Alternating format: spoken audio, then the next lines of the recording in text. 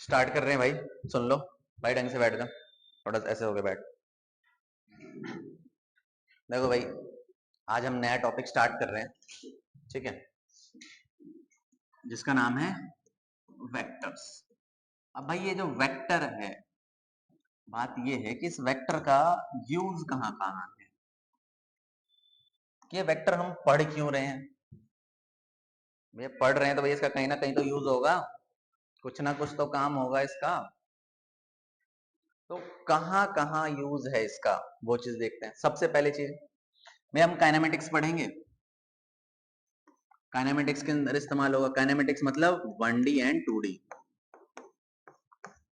1D motion का मतलब, 1D का मतलब क्या है?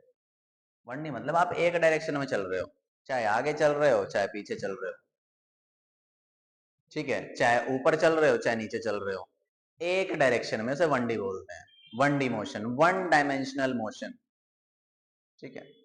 2D क्या है? आप एक टाइम पे दो डायमेंशन में चल रहे हो। जैसे कि मैंने आपसे कहा भैया मेरे हाथ में कोई भी महंगा पेन है, भैया सस्ता कुछ भी देख लो, है ना। मान लेते हैं कि एक सस्ता सा मार्कर है। अगर इस मार्कर को हम कम है अभी, नीचे गया है। अगर हम इस मार्कर को अगर यहां से ऐसे फेंक दें तो क्या होगा इस मार्कर के साथ? भाई मान लो मैं इस पॉइंट पे खड़ा हूं, मैं इस पॉइंट पे खड़ा हूं और मैंने इस मार्कर को ऐसे फेंक दिया, उस मार्कर के साथ क्या होगा? मार्कर ये ऊपर जाएगा, एक टाइम पे हाईएस्ट पॉइंट पे जाएगा, फिर जाके ऐसे गिर जाएगा क्या? ऐसा ही होगा बिल्कुल। अब ध्यान से देखो, जब हम मार्कर को इस तरीके से फेंकेंगे उस टाइम पे क्या मार्कर आगे की तरफ बढ़ रहा है? मतलब एक्स एक्सिस में चल रहा है क्या? और ये देखो जैसे जैसे ये आगे जा रहा है इसकी हाइट भी बढ़ रही है क्या, ऊपर चढ़ रहा है क्या? मतलब वाई एक्सिस में भी चल रहा है। मतलब ये एक टाइम पे दो डायमेंशन में चल रहा है, 1D में भी और 2D में, मतलब एक्स एक्सिस में भी और वाई एक्सिस में। तो ये कौन सी डायमेंशन हो गई? 2 डायमेंशन। अगर मैं आपसे ये बोलूं कि आप चाहे आगे जा रहे हो चाहे पीछे जा रहे हो, भाई एक्स एक्सिस ही है ना सिर्फ, आप आगे की तरफ मूव करो चाहे पीछे की तरफ मूव करो, 1D मोशन। आप किसी बिल्डिंग के लिफ्ट में हो, चाहे ऊपर जाओ चाहे नीचे जाओ, एक ही डायमेंशन मूव हो रही है ना। जब आप एक साथ दोनों डायमेंशन में चलोगे तो 2D होगा।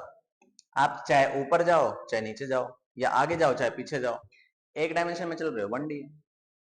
इतनी बात समझ में आई क्या? तो मतलब इस वेक्टर का इस्तेमाल जो है, जो हम वेक्टर पढ़ रहे हैं, जो पढ़ेंगे, उसका इस्तेमाल 1D और 2D के अंदर होगा।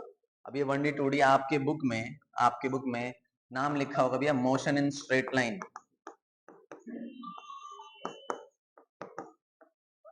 और 2D का मतलब मोशन इन प्लेन।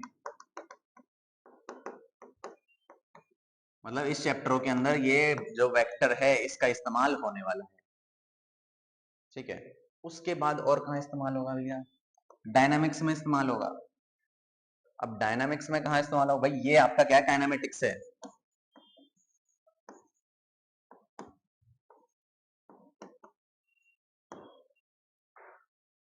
ओहो, आई आई आई आई आएगा।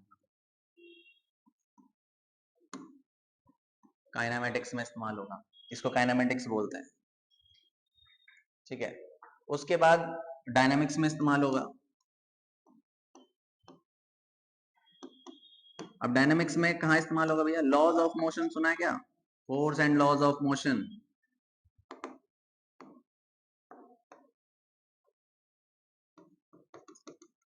इसके अंदर इस्तेमाल होने वाला है, ठीक है। उसके अलावा और कहाँ इस्तेमाल होगा भाई? वर्क एनर्जी पावर नाम का चैप्टर सुना है? वर्क एनर्जी एंड पावर, अरे बिल्कुल है, 11th क्लास में ही है।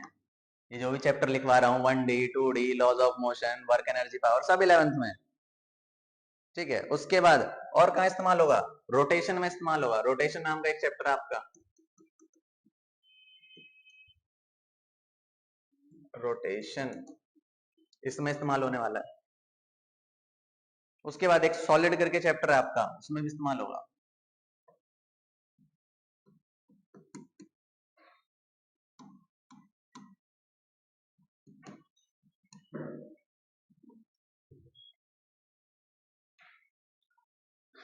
एक और चैप्टर है आपका ग्रेविटी, ग्रेविटी के अंदर भी इस्तेमाल होने वाला है इसका। तो ऐसे ही भैया और भी बहुत से चैप्टर हैं, चाहे वो 11th के हो चाहे वो 12th के हो। इलेक्ट्रोस्टैट ये आपके 12th का चैप्टर है। इन ऐसे और भी चैप्टर हैं जिनके अंदर ये वेक्टर इस्तेमाल होने वाला है, जो हम वेक्टर आज पढ़ने वाले हैं। तो आज का टॉपिक सिर्फ 11th के लिए नहीं, 12th के लिए भी इंपॉर्टेंट रहेगा। जो चीज आप पढ़ोगे वो 11th के साथ साथ 12th में भी भरपूर मात्रा में इस्तेमाल होगी। बात समझ में आई क्या? चलो,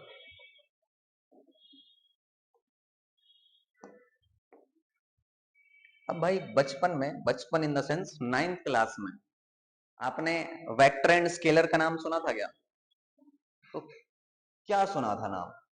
क्या होते हैं वेक्टर, क्या होता है स्केलर? 9th क्लास में पढ़ा था थोड़ा बहुत। एक फिजिकल क्वांटिटी होती है। इससे तो ये पता लगता है भैया कि एक फिजिकल क्वांटिटी है। भैया हम सबसे पहले बात करें स्केलर की। तो स्केलर क्या है? स्केलर एक फिजिकल क्वांटिटी है। अ फिजिकल क्वांटिटी पूरा लिख दें, फिजिकल क्वांटिटी। अच्छा, फिजिकल क्वांटिटी है तो इसके पास क्या स्पेसिफिकेशन है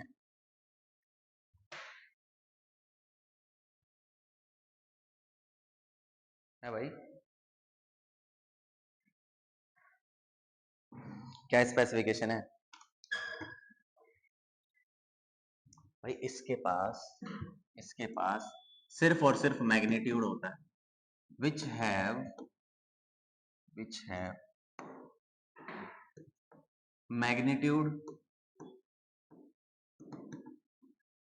एंड यूनिट। उसके पास खुद की यूनिट भी होती है,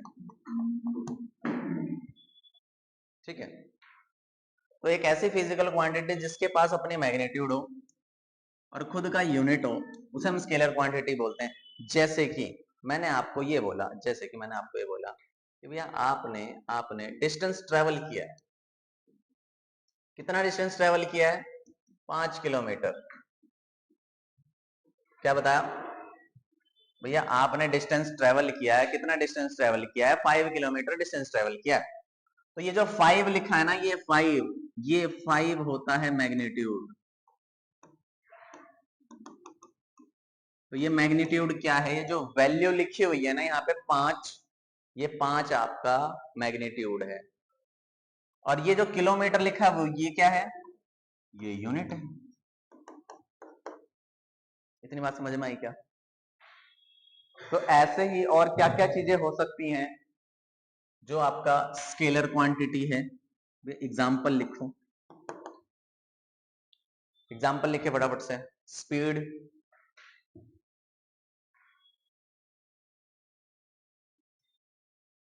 distance, temperature, volume, flux. Flux क्या होता है? फ्लक्स पढ़ाएंगे क्या होता है। FLUX।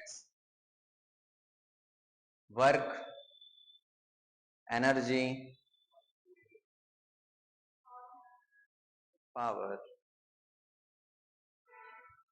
करंट, ये सारी चीजें।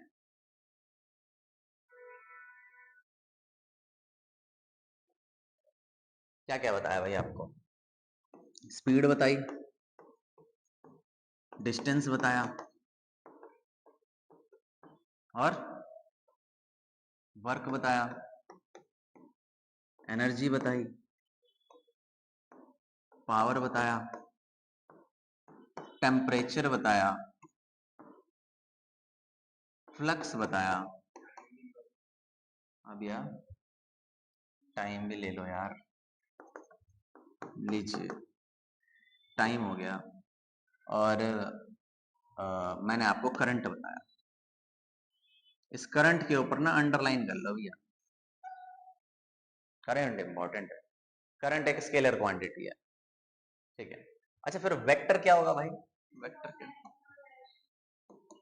तो अभी हमने नाइन्थ क्लास में एक डेफिनेशन पढ़ी थी कि भैया कोई भी फिजिकल क्वांटिटी, ये जो पी क्यू लिखा है ये फिजिकल क्वांटिटी है, एक ऐसी फिजिकल क्वांटिटी जिसके पास क्या है, मैग्नीट्यूड है एज वेल एज डायरेक्शन भी है। क्या है भाई? भाई यूनिट भी होगी यार, यूनिट तो होगी। जैसे कि वेयर डिस्प्लेसमेंट, जैसे कि डिस्प्लेसमेंट, ठीक है।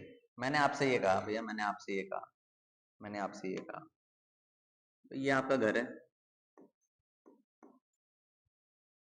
ठीक है। आप अपने घर से स्कूल गए, स्कूल से ट्यूशन आए, मान लेते हैं। घर से स्कूल गए 3 किलोमीटर, स्कूल से ट्यूशन गए 4 किलोमीटर। भैया घर से सीधा ट्यूशन का डिस्टेंस कितना होगा? 5 होगा।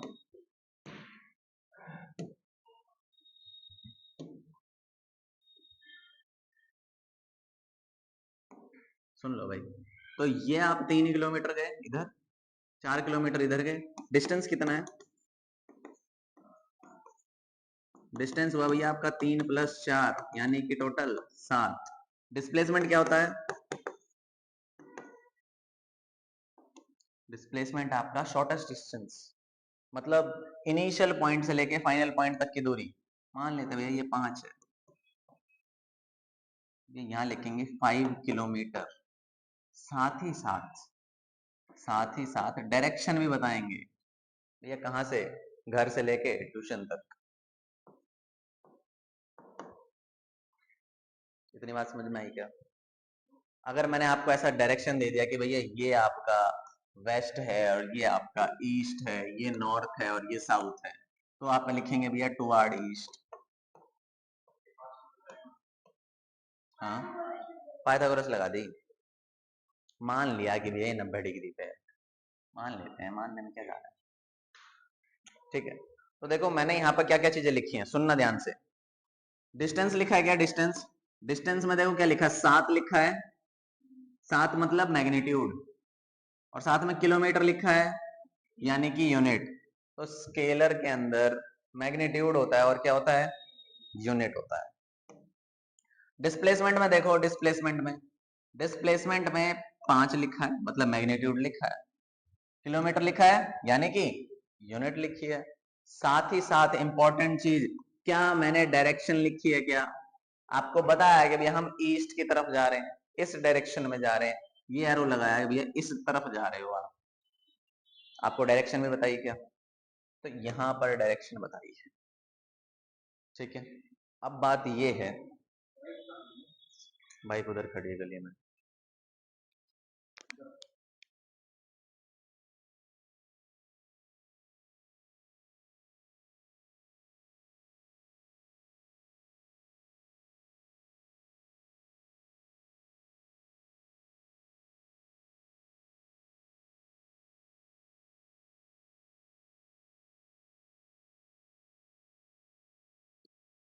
तो भाई सुनो, तो मान लेते हैं हमने यहाँ लिखा 5 किलोमीटर टुवार्ड ईस्ट। इतनी बात समझ में आई क्या? अब सुनो, तो बात ये है कि अगर मैं आपसे ये बोलूं, कि मेरे पास एक वायर है, ठीक है, एक वायर है, जिस वायर के अंदर 4 एम्पियर का करंट जा रहा है।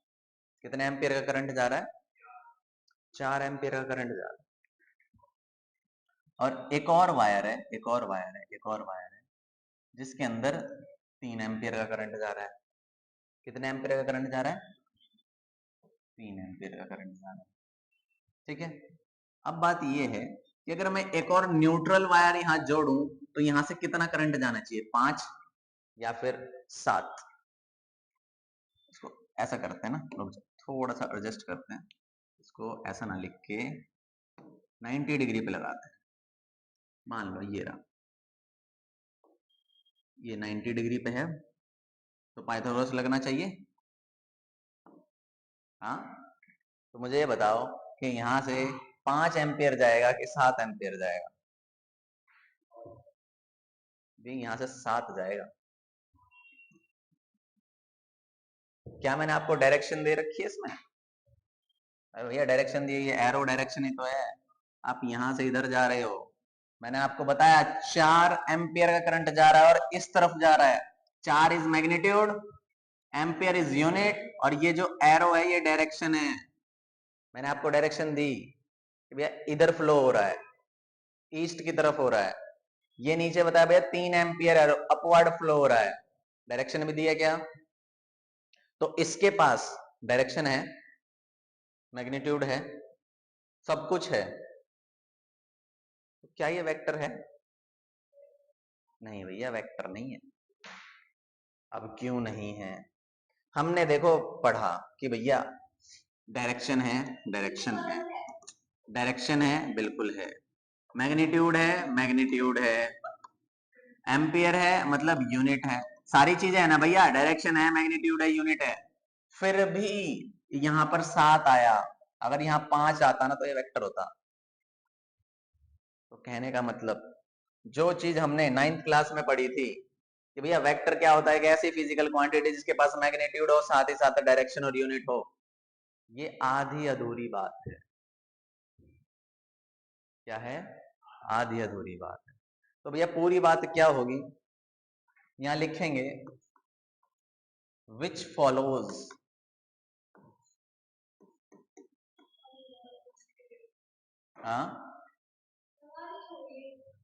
Triangle law of vector addition, triangle law of vector addition. अब ये होता क्या है, ये चीज इसी चैप्टर में आगे पढ़ेंगे कि भैया ट्राइंगल लॉ क्या होता है, पैरेललोग्राम लॉ क्या होता है, ये सारी चीजें पढ़ेंगे। अभी आपको ये ध्यान देना है कि भाई 11वीं क्लास में आने पे आपकी 9th क्लास की जो डेफिनेशन थी वो अपग्रेड हुई है, अपडेट आ गया है, 2 साल का अपडेट आया है इसके अंदर, 9th के बाद 10th, फिर 10th के बाद 11th, है ना। उस अपडेट में बस ये लाइन जोड़ी है, which follows the triangle of vector addition, जो कि ये जो करंट है ये फॉलो नहीं करता, जो करंट है ये नॉट फॉलो, जाइए भैया जाइए, triangle law of vector addition. अब हमें कैसे पता लगा कि भैया कैसे फॉलो नहीं करा, मैं आपको यहाँ बता देता हूँ। अगर ये वेक्टर लॉ को फॉलो करता तो यहाँ पर 5 आता, पाइथागोरस लग जाती यार, साफ सीधी सी बात, 4 3 5 आता। अभी 7 आया मतलब नॉर्मल ऐड हुआ है, यहाँ पे नॉर्मल ऐड हुआ है ना भैया। जो नेट करंट है इसमें आई नेट, वो कैसे आया, I1 प्लस I2, मान लेते हैं ये I2 है, ये I1 है, नॉर्मल ऐड हुआ है, और जब भी नॉर्मल ऐड होता है तो स्केलर होता है।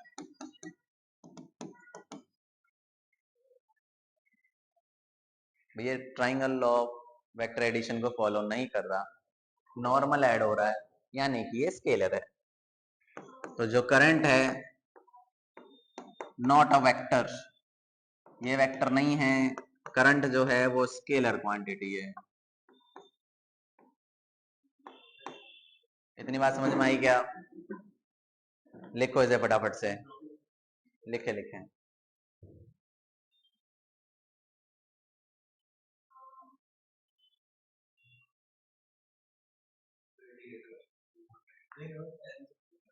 हम्म हम्म, हो गया क्या? लिख लिया, आगे बढ़े।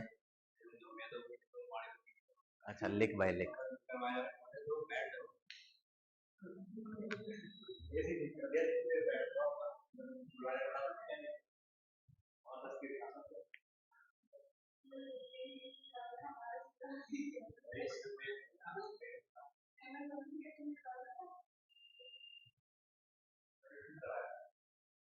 जल्दी लिखो।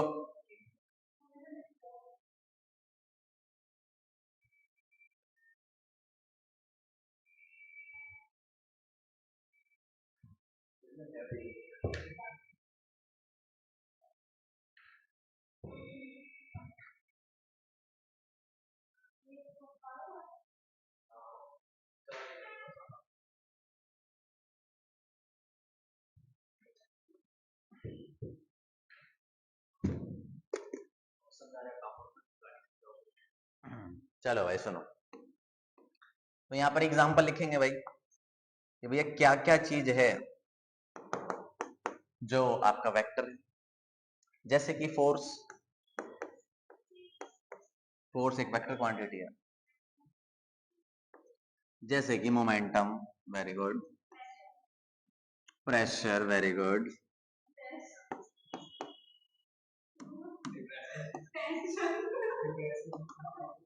मोमेंटम, एक्सेलरेशन, एक्सेलरेशन है ना, और electric field, velocity, very good.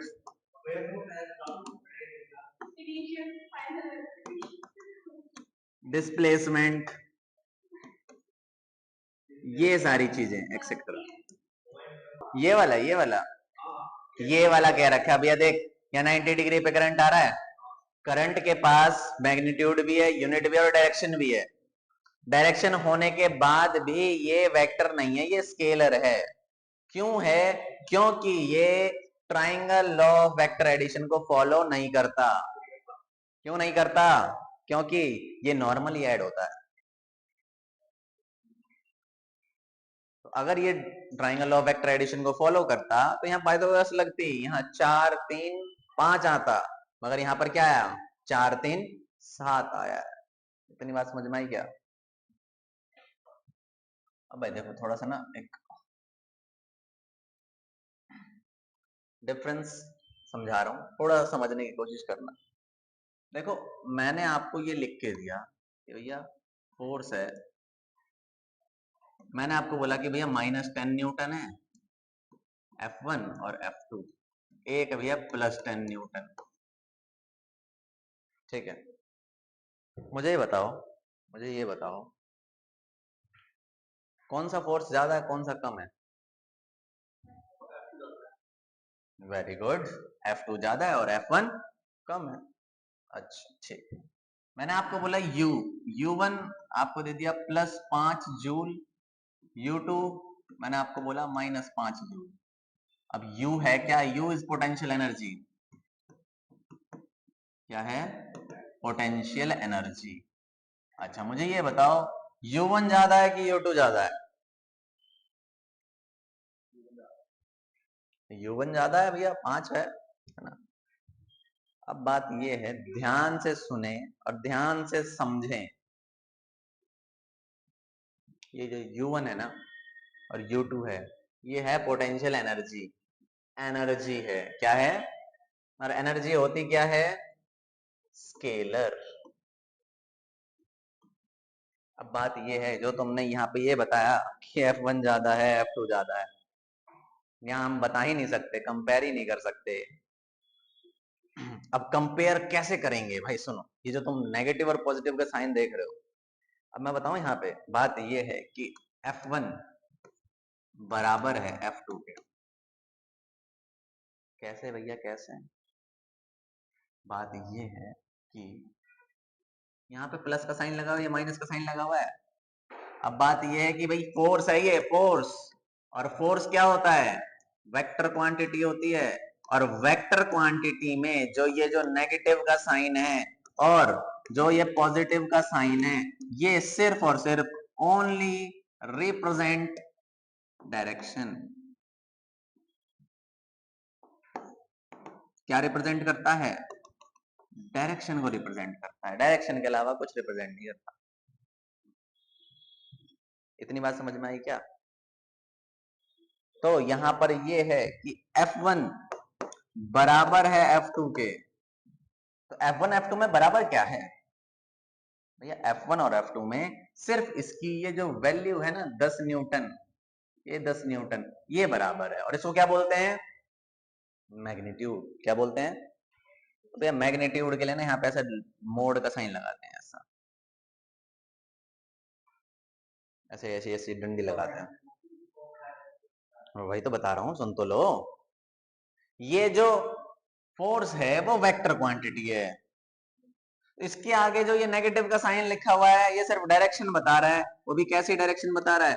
Opposite direction बता रहा है,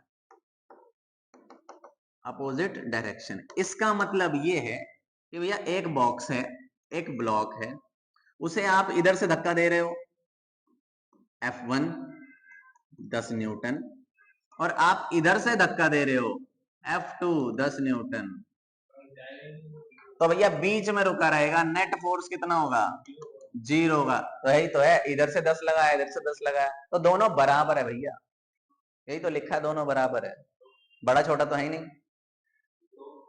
तो इसका मतलब ये जो नेगेटिव का साइन है वो बड़े छोटे को नहीं बताता, डायरेक्शन को बताता है।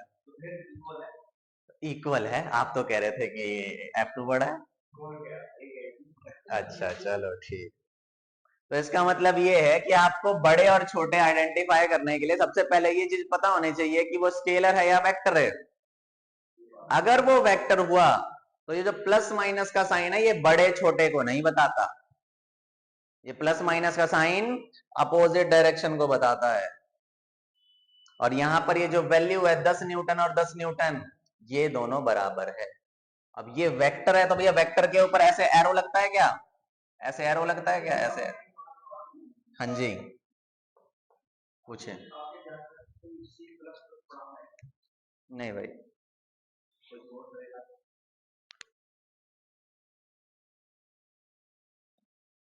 चलो भाई देखो सुनो। अब ये पोटेंशियल एनर्जी क्या है? स्केलर क्वांटिटी है। भाई भाई सुन लो, पोटेंशियल एनर्जी क्या है? Scalar quantity. तो स्केलर क्वांटिटी में जो ये पॉजिटिव नेगेटिव का साइन है ना, पॉजिटिव या नेगेटिव का साइन है, ये हमारा ग्रेटर देन लेस देन को बताता है।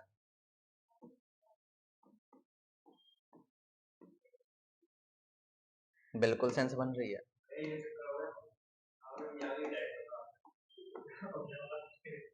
मैंने देखो यहाँ क्या लिखा, फोर्स क्या है? Vector quantity. और वेक्टर में अगर प्लस माइनस लिखा है तो वो प्लस माइनस सिर्फ डायरेक्शन को बताएगा, बड़े छोटे को नहीं बताएगा।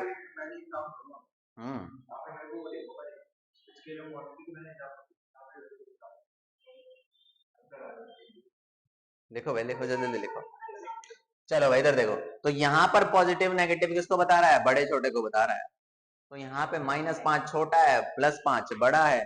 यहाँ पर लिखो भैया पोटेंशियल एनर्जी जो पहली है वो बड़ी है दूसरे वाले से,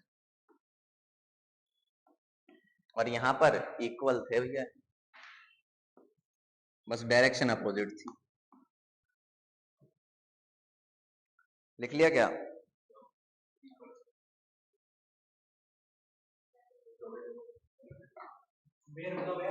यस यस यस, हाँ हाँ जल्दी जल्दी करो करो, लिखो लिखो जल्दी जल्दी लिखो। हाँ यस यस यस,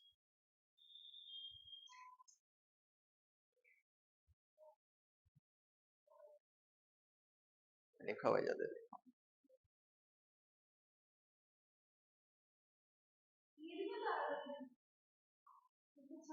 हो गया, आगे बढ़े। क्या? फ्लक्स भी आगे पढ़ेंगे क्या होता है?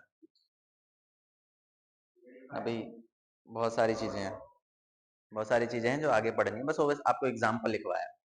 अब भाई सुनो कि ये जो वेक्टर है इसको रिप्रेजेंट कैसे करते हैं?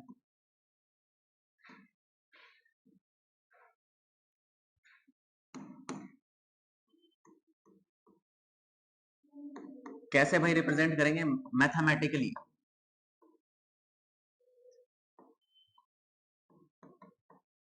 भैया मैथमेटिकली कैसे रिप्रेजेंट करना है इस वेक्टर को? भाई सुनो, मैंने लिखा कोई भी वेक्टर, तो भैया उस वेक्टर के पास, भैया वेक्टर लिखना है मतलब इसके ऊपर ऐसे कैप लगानी है, मतलब एरो लगाना है। ठीक है, जैसे आपने कैप पहन रखी है वैसे ही कैप है इसको।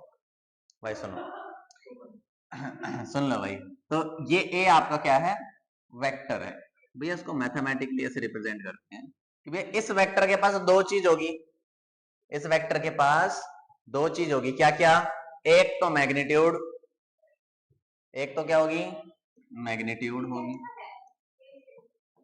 तो ये आगे जो लगाया है, ये ऐसे डंडे लगाए हैं, ये क्या है, मैग्नीट्यूड है। मैथ में इसको मोड बोलते हैं, है ना, फिजिक्स में इसको मैग्नीट्यूड बोलेंगे। दिस इज द वेक्टर, ये वेक्टर क्वांटिटी है, ये आपका मैग्नीट्यूड है।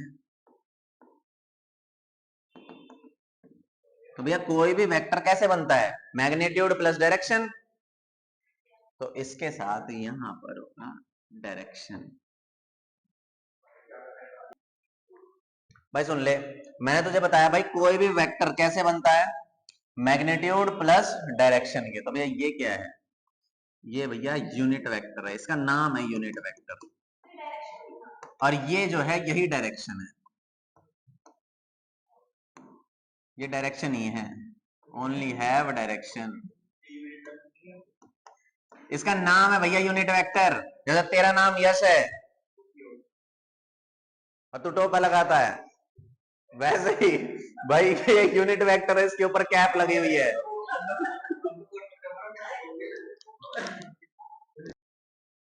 इसके पास सिर्फ और सिर्फ क्या है, डायरेक्शन है, सिर्फ और सिर्फ डायरेक्शन है। तो उसके पास मैग्नीट्यूड कितनी होगी, 1। इसका मैग्नीट्यूड होगा ए कैप।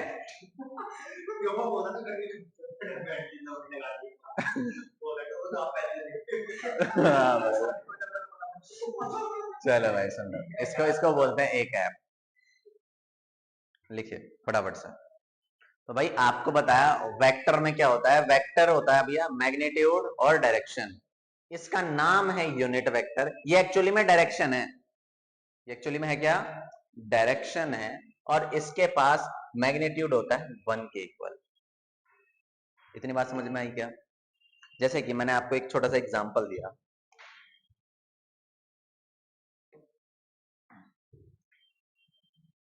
मैंने आपसे ये बोला कि भैया एक फोर्स है जो कि 10 न्यूटन है आई कैप में। अब देखो बात ये है कि यहाँ पे मैंने क्या क्या चीजें लिखी हैं, 10 न्यूटन लिखा है और आई कैप लिखा है, यानी कि ये जो एफ फोर्स वेक्टर है इसका ये मैग्नीट्यूड है, ये जो 10 न्यूटन लिखा है वो क्या है, मैग्नीट्यूड है, और साथ ही साथ ये जो आई कैप लिखा है वो इसकी डायरेक्शन है। इतनी बात समझ में आई क्या? तो इसका मतलब क्या हुआ, इसका मतलब ये हुआ कि भैया आप फोर्स अप्लाई कर रहे हो, फोर्स अप्लाइड,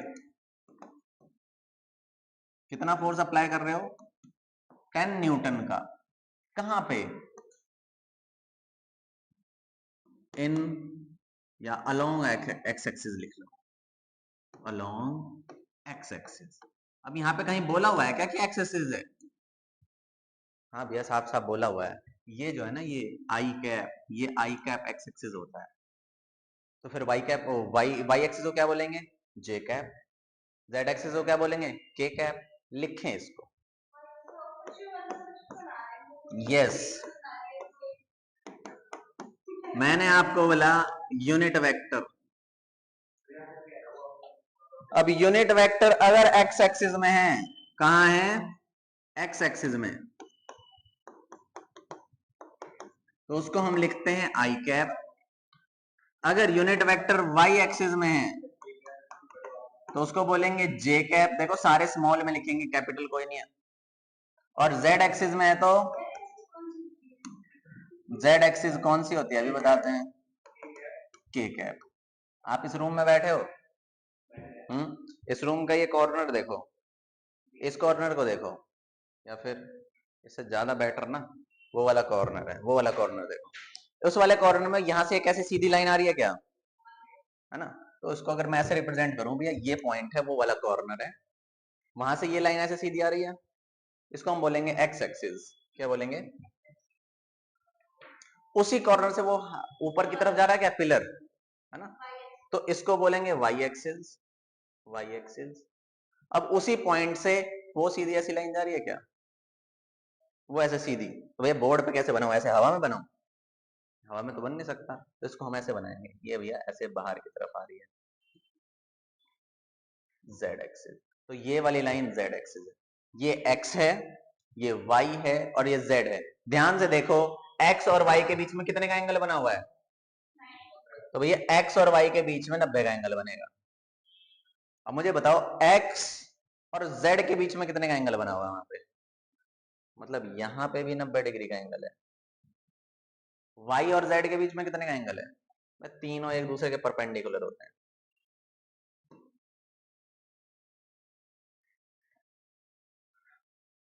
ये एक्स एक्सिस है, वाई एक्सिस, जेड एक्सिस, तो इसको लिखेंगे आई कैप, इसको लिखेंगे जे कैप और इसको लिखेंगे के कैप। लिखिए भाई, आज की आपकी क्लास यहीं खत्म करते हैं।